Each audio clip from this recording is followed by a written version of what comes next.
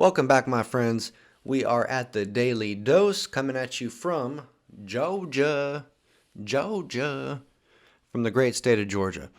Thank you for being here. And we've got day number 266 ahead of us for today.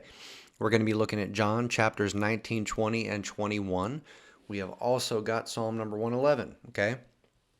We don't have any supplemental video today from our friends at Read Scripture, aka the Bible Project.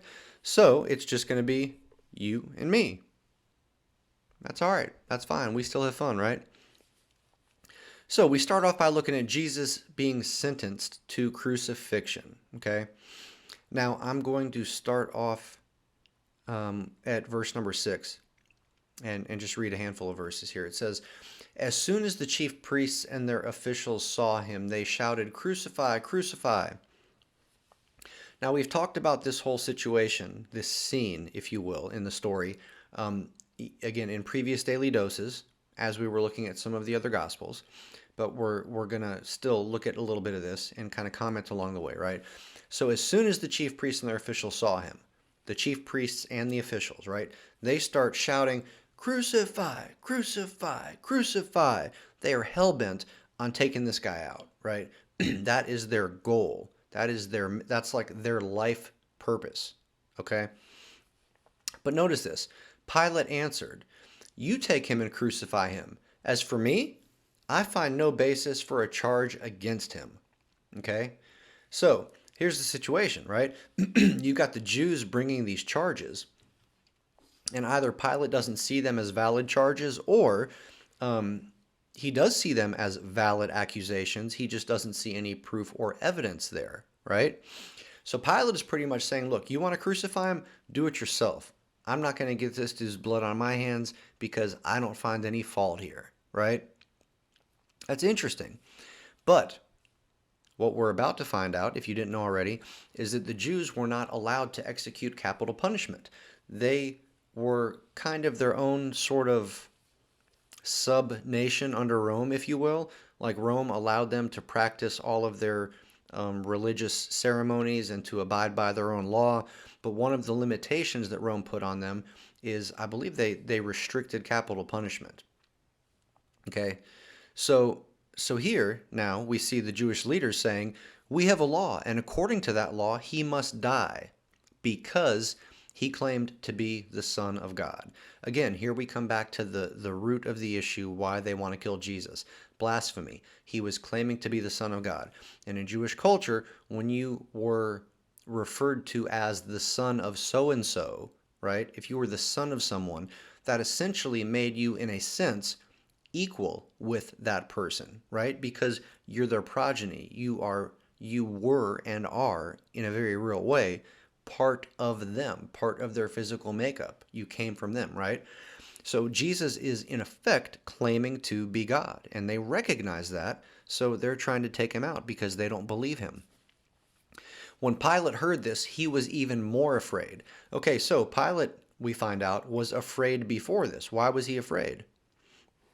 Well, rumor has it that there were a few times that he was on thin ice with Caesar, with his bosses, right? He had a couple of problems, a couple of run-ins with the Jews, a few things that counted as strikes against him with his superiors. And I have read in multiple commentaries and books that he was kind of on his last leg. Like he had to make sure that he didn't make any more mistakes in his career, kind of governing over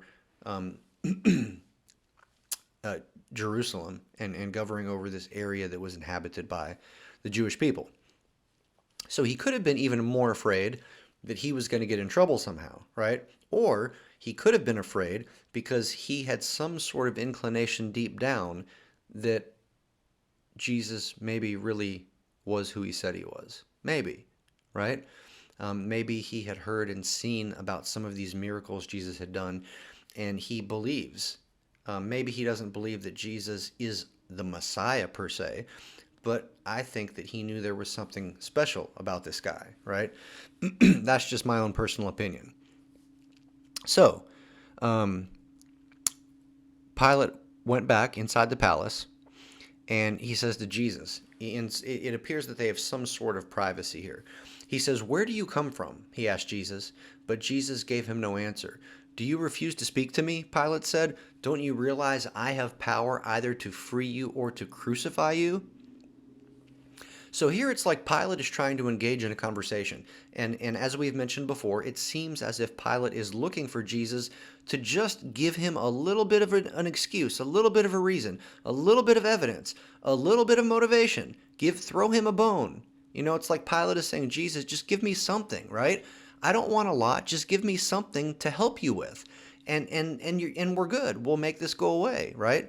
It seems to me that Pilate is just looking for some sort of a reason to use to free Jesus, to let him go, right? But Jesus is refusing to speak to him. And, so he says, "Look, don't you realize I've got power?" Oh, I don't know how smart that was, but here's what Jesus says. "You would have no power over me if it were not given to you from above." Okay, so here Jesus is saying, look, even though you're about to do something that is one of the most heinous acts in history, God gave you the power to do that. The Father enabled you in his sovereignty for you to have the power you have and for you to be able to utilize it how you are about to utilize it, right? So Jesus is saying, whatever. You think that you're all that in a bag of chips? You don't even know what flavor the Kool-Aid is, bruh. That's what he's saying, okay? So anyways, Jesus answered, "You would have no power over me if it were not given to you from above. Therefore, the one who handed me over to you is guilty of a greater sin." Okay? Talking about Judas. So, from then on, it says, Pilate tried to set Jesus free, but the Jewish leaders kept shouting, "If you let this man go, you are no friend of Caesar. Anyone who claims to be a king opposes Caesar." And Jesus was claiming to be king of the Jews. So here the Jews are trying to hit Pilate where it hurts. Okay? Pilate was trying to let Jesus go.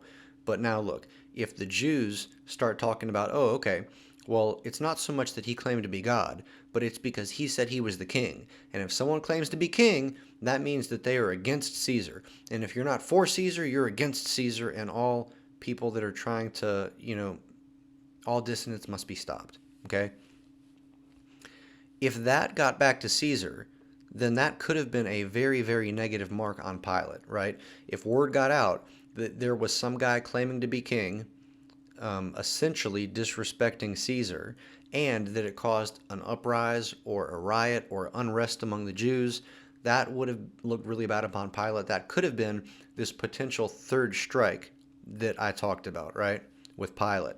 So now they're kind of turning it on Pilate. They're like, okay, look, you think Jesus needs to be set free? All right, well, we'll do a little bit of blackmail here. Either you crucify him, or we're going to turn this into a big thing, and we're going to make this look to Caesar like you are promoting someone who is claiming to be the real king of Rome, right? Even though that's not really what Jesus was doing, right? So then we go on to look at the crucifixion of Jesus, right? We know Pilate gives in and says, "You know what, crucify him, but I'm going to wash my hands. They're clean of his blood. It's on y'all." And the people say, okay, fine, it is on us and on our children. So then we read about the death of Jesus, right? He's crucified. Jesus ends up succumbing to the crucifixion and to his wounds. He dies. Then we read about the burial of Jesus.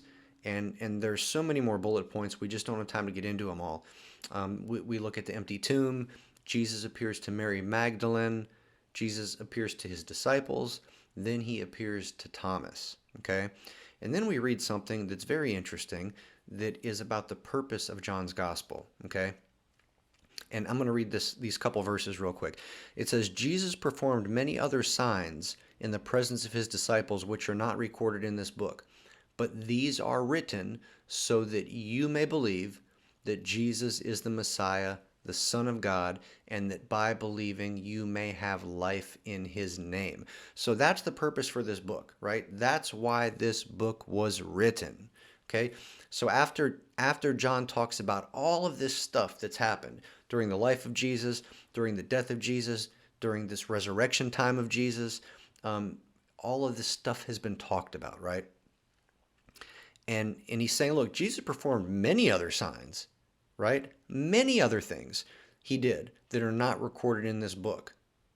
But the things that are written here have been written for this reason. You want to know what it is? I'll tell you. And then it says, so that you may believe that Jesus is the Messiah, the Son of God, right? That's the purpose of everything in this book. That's the purpose of everything in the Bible, but specifically that's the purpose of everything in the book of John. That's why he wrote the book, so that you may believe that Jesus is the Messiah, that Jesus is the Son of God, and that by believing you may have life in his name, friend. That's what it's all about. Thanks for being here. Thanks for your time. We'll do it again tomorrow. Till we meet again. Deuces!